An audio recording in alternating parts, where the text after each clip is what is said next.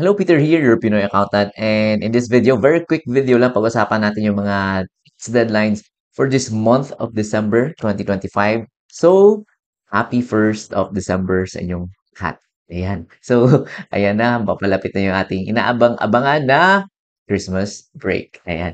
So, anyway, yung deadlines natin for December is mostly yung mga deadlines is just yung mga filing and remittance if ever may mga withhold kayo ng mga taxes kagaya ng compensation for your employees. Ayan, December 10 yung deadline yan. That is using the 1601-C na form. And again, kahit wala kayong withhold na compensation, withholding tax on compensation, kasi ano sila, for example, mga minimum wage earners, you're still required to file kasi may part dun sa report ng 1601C is for the minimum wage earners. So, ibig sabihin, they are exempt from any tax, any withholding tax, I mean, on compensation. So, kailangan nyo, you're still required to file kahit zero yung withhold nyo. Otherwise, ayun, mag-appear yan as non-filing kayo and magkaka-penalty kayo if ever na hindi kayo nag-file. So next natin is yung ano naman yung EWT or the expanded withholding tax and the final withholding tax. So yung usual lang dito na applicable sa atin is the EWT. So yung common na example dito is yung rental payments natin sa ating mga landlords or sa ating lessor. If hindi nyo pa alam, again, we are required to withhold 5% ng ating income payment sa kanila. So 5% ng rental is we withhold na natin. So kailangan natin i-remit and i-file yon using the 0619E for the monthly for the end of December, so, I mean, for the end of nung November, I mean, kailangan natin siya i-file ngayong December 10. Kailangan natin i-file and i-remit kay BIR yung portion na winidhold na natin doon sa ating rental payments. So, final withholding tax, again, yung common example yan ng mga banks, di ba, yung interest on our savings and our deposits, ayan, may final withholding tax yan na 20%. So, yun lang yung applicable sa atin is the EWT. Again, this is for the non-EFPS filers, which is common yan sa mga small and medium taxpayers, kagaya natin. So, non-EFPS filers tayo. So, yung next natin is the 1600 or 1600 VT and the PT na din, percentage tax withheld or the VAT withheld. So, ano yung common na example nito is if ever we are availing ng mga non-resident digital service providers, ayan, and then dineclare natin na we are doing business here in the Philippines. So, tayo yung mag-withhold ng VAT portion na yun, yung 12% na VAT, tayo yung mag-withhold nun. Ibig sabihin, hindi natin i-remit doon sa ating, for example, kay Canva or kay Meta, hindi natin isasali doon sa payment natin sa kanila yung 12%. Instead is tayo yung mag-withhold nun and tayo yung magfa-file nun and remit kay BIR using the 1600 VT.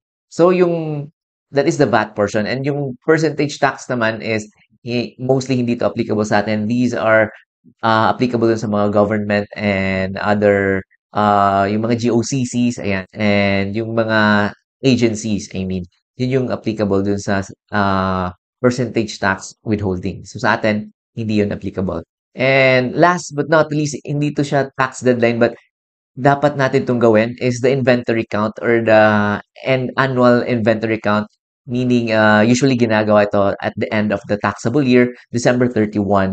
Because if hindi nyo alam, if you are under dun sa mga required to file ng inventory list, if you are manufacturing, ayan, if you are merchandising, retail, ayan, especially if may retail, yun yung pinaka-common na naging problem ng January this year, 2025, is yung mga may nakalagay sa certificate of registration na retail, kahit may word lang na retail dun sa line of business or sa PSIC, ayan, kailangan yung mag-file, kailangan yung mag-submit ng inventory list. And the easiest way to do that is kailangan yung mag-inventory count the end or the close of the taxable year, which is this is December 31. So that mas madali sa inyo gumawa ng inyong inventory list. So, ito yung example ng inventory list. Ilalagay nyo lang yan. Ano yung mga naiwan na inventory. It could be yung mga raw materials ninyo, yung ginagamit ninyo sa gawa ng finished goods ninyo, or it could be yung mga merchandise mismo, yung binebenta ninyo na merchandise. For example, mga t-shirts, ayan, ilalagay nyo dyan isa-isa yung inventory code, description, and yung kanyang quantity in stock. So that is at the end of the taxable year. So December 31. So ngayong December 31, 2025, quantity in stocks, yan yung ilalagay nyo. Kaya it's very important na mag-inventory count tayo. So that, ayan, alam natin kung magkano or ilan na lang yung naiwan na stocks or inventory sa atin, sa ating business. So record yan ni BIR. And of course, yung sworn declaration then in relation to that, record din ni BIR yan. So that is for yan. For yung deadline na to is January 30 pa naman ng 2026. But yun nga, so that hindi natin makalimutan, ayan, mag-inventory count tayo no, ngayong December 31. So that ito, madali na lang natin to fill outan itong Annex A or yung required sa pag-submit ng inventory list. So again, ito lang yung mga deadline natin for this December and wala tayong masyadong deadline. So yun lang yung ating video and yung ating website pala, it's up and running, www.pinoyaccountant.com. So madami nagtatanong is if saan ba nila mada-download yung ating mga templates, for example, yung financial statements na templates, yung mga cash receipts book, cash disbursements book, you can download it dun sa ating website, www.pinoyaccountant.com/download. Ayan, so you can go there, you can visit the website, and then may makita nyo lang yung mga file names doon, i-click nyo lang yung button na download.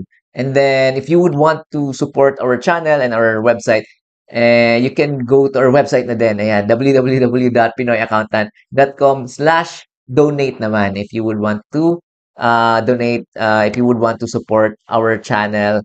And again, appreciate ko lahat ng mga comments niyo and yung mga nag-donate. Super, super, super thank you. Yeah, it's a very, malaking tulong yun sa akin so that I can keep on making ito mga free na mga videos, mga tutorials, and for the maintenance na din ng ating website. So again, yun lang yung ating video for today. My name is Peter, your Pinoy accountant. Thank you again and happy December sa inyong lahat. See you in our next video.